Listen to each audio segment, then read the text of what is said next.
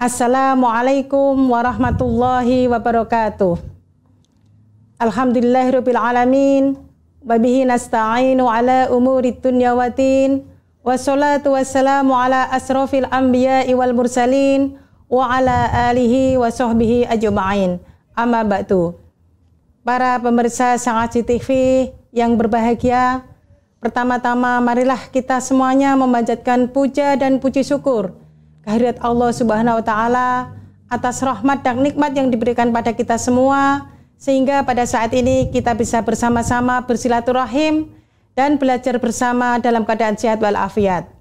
Salawat beserta salam semoga tetap tercurahkan kepada Habibina wa Nabiyina Muhammadin Sallallahu Alaihi Wasallam, dan semoga kita senantiasa menjadi umat yang akan mendapatkan syafaatnya ila yaumil qiyamah. Amin Allahumma amin.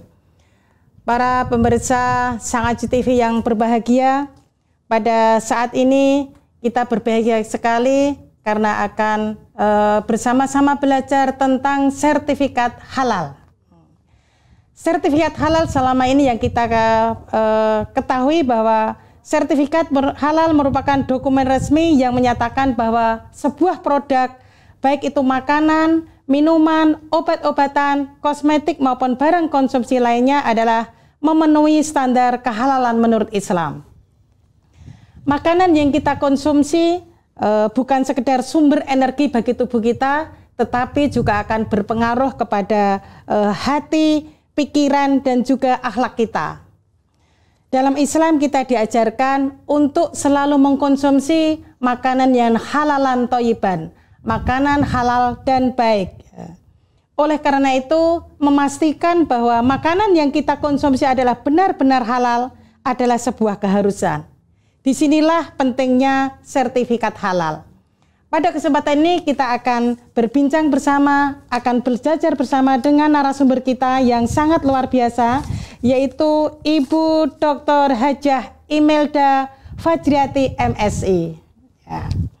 Beliau adalah dosen di Prodia Program Studi Kimia UIN Sunan Kalijaga Yogyakarta, dan juga dosen di Program Studi Islamic Interdisciplinary Studies atau IIS S2 Pasca Sarjana Konsentrasi Kajian dan Industri dan Bisnis Halal. Ya, beliau adalah memang sudah expert dalam bidang sertifikat halal. Kemudian saat ini selain mengajar juga menjadi Ketua Halal Center UIN Sunan Kalijaga Yogyakarta. Selain itu, beliau juga anggota Komite Fatwa Produk Halal BPJPH Republik Indonesia.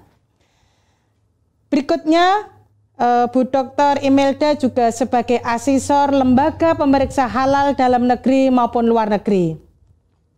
Yang berikutnya, beliau juga asesor penyelia halal dan auditor halal di LSP atau Lembaga Sertifikasi Profesi Halal Indonesia.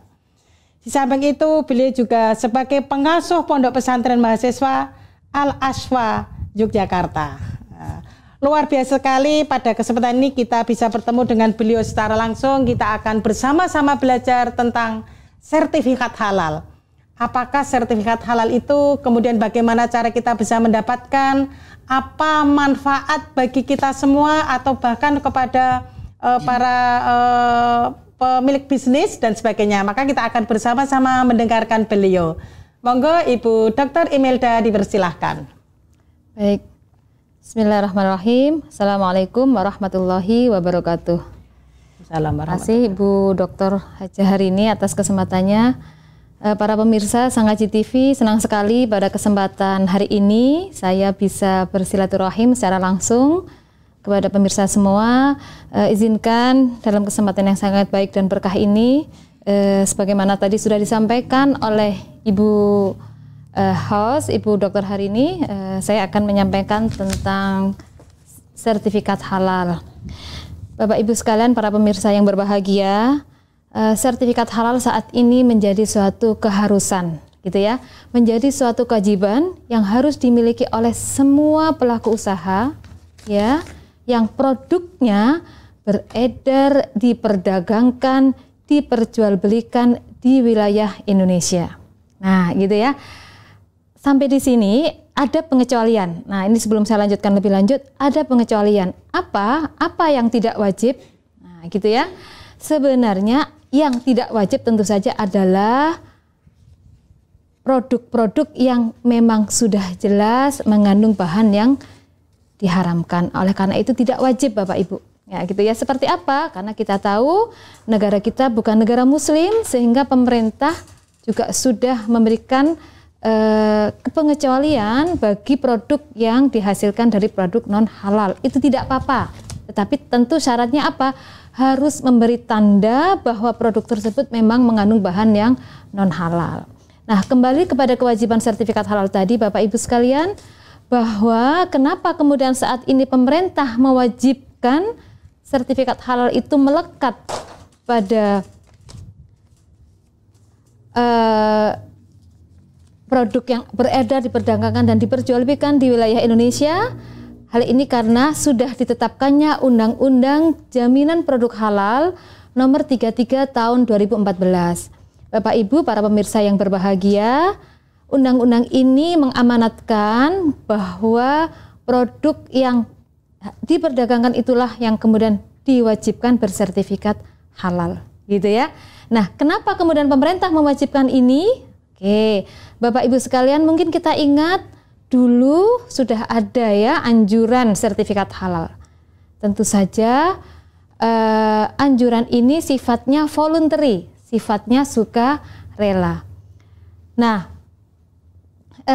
saat ini sejak adanya Undang-Undang JPH, Undang-Undang JPH nomor 33 tahun 2014, sertifikat halal yang dulunya voluntary, yang dulunya sukarela, saat ini menjadi mandatory. Artinya wajib dipenuhi. Nah, gitu ya. Nah, kenapa menjadi wajib? Ini kembali lagi kepada pertanyaan pertama, karena sebenarnya pemerintah dalam hal ini sedang melaksanakan amanat Undang-Undang Dasar 1945, di mana ada salah satu pasal, di pasal 29, menyebutkan bahwa negara menjamin kemerdekaan setiap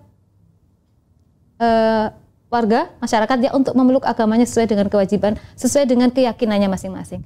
Dan umat Islam memiliki keyakinan dan anjuran ya atau kewajiban sebagaimana tercantum dalam Al-Qur'an untuk wajib mengkonsumsi yang halal. Nah, itulah kemudian pemerintah memberikan dalam rangka memberikan kepastian, ketenangan, kenyamanan kepada masyarakat muslim pada hal ini dalam mengkonsumsi makanan.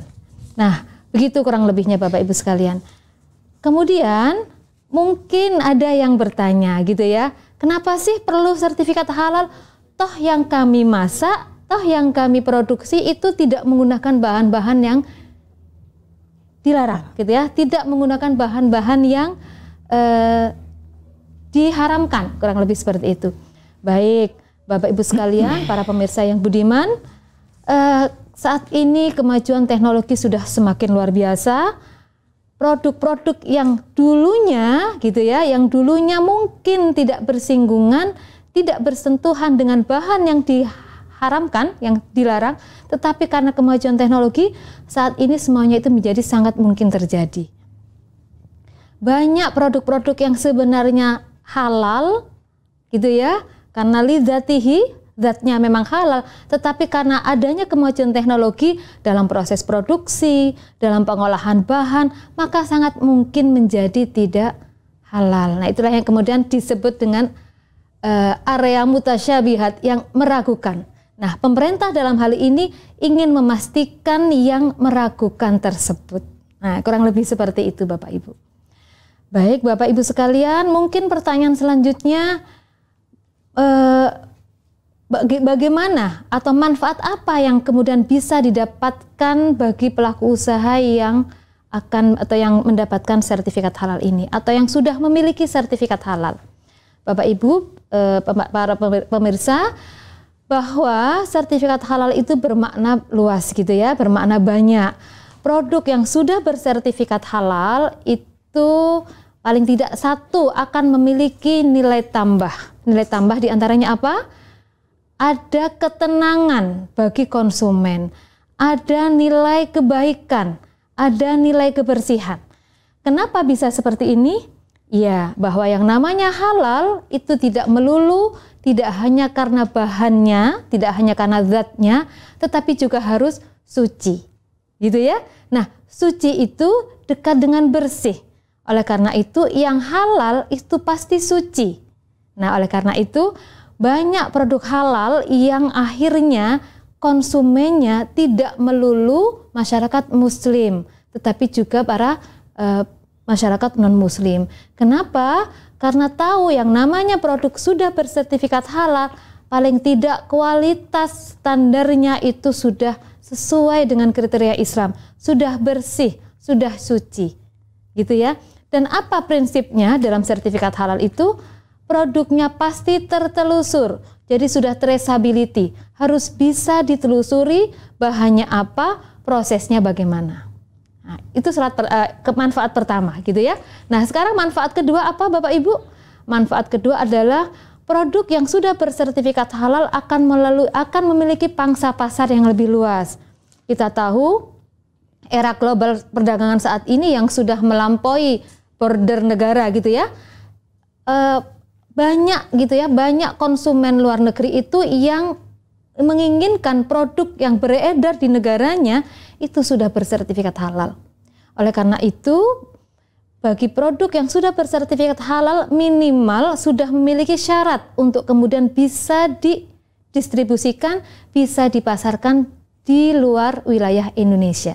Itu salah satu manfaat berikutnya, gitu ya. Baik Bapak Ibu sekalian, tadi terima kasih Bu Dr. Harini sudah memberikan kesempatan kepada saya. Dalam hal ini tentu saja saya ingin sampaikan bahwa mari kita sambut upaya pemerintah dalam mencanangkan kewajiban sertifikat halal ini. Bapak Ibu sekalian, sertifikat halal yang diwajibkan oleh pemerintah karena sudah menjadi amanat undang-undang ya, itu tidak melulu pada produk makanan dan minuman. Tadi Ibu Dr. Hajah Harini sudah menyampaikan selain produk makanan dan minuman ada juga yang wajib bersertifikat halal.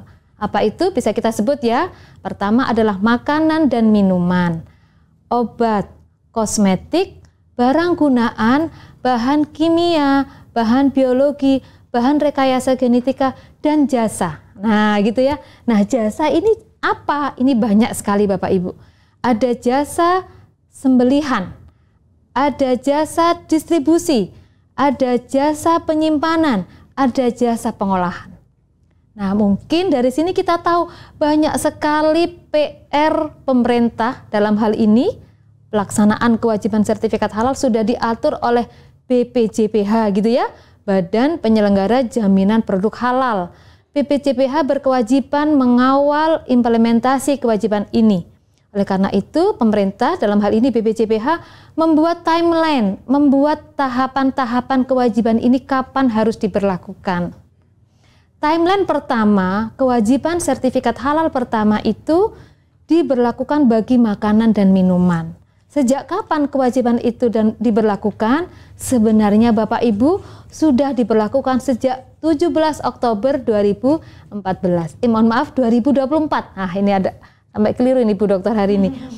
Jadi kewajiban makanan dan minuman itu sudah harus diikuti di tanggal 17 Oktober 2024. Tetapi tentu saja ini kan PR-nya banyak sekali. Kita tahu produk makanan dan minuman itu ada yang dari pelaku usaha menengah besar, ada yang mikro kecil. Nah, seperti apa nih mikro kecil? Kalau kita sedang ini kalau wartakjil ya saat ini ya, itu kan banyak sekali produk-produk olahan mikro, itu semuanya wajib bersertifikat halal Bapak Ibu. Nah, kemudian di tahun kemarin 2024 menjelang 17 Oktober dalam hal ini BPJPH dan pemerintah memberikan relaksasi, memberikan kelonggaran, ditunggu sampai 2026 khusus untuk pelaku usaha mikro. Adapun pelaku usaha kelas menengah dan besar, itu kewajiban tetap harus dijalankan. Nah, kalau bicara kewajiban berarti kita perlu tahu apa ini? Konsekuensi jika kewajiban itu tidak dijalankan. Kira-kira apa konsekuensinya? Nah, pemerintah sudah menetapkan di Undang-Undang Nomor 33 tahun 2014, kemudian disempurnakan di Undang-Undang Nomor 6 tahun 2023, disebutkan nanti ada beberapa konsekuensi yang akan ditanggung oleh pelaku usaha jika produknya belum bersertifikat halal. Apa diantaranya? Pertama ada peringatan tertulis, kemudian ada pencabutan izin, ada pelarangan izin, dan berikutnya sampai denda. Tetapi Bapak Ibu sekalian, saya pikir pemerintah tetap akan bersifat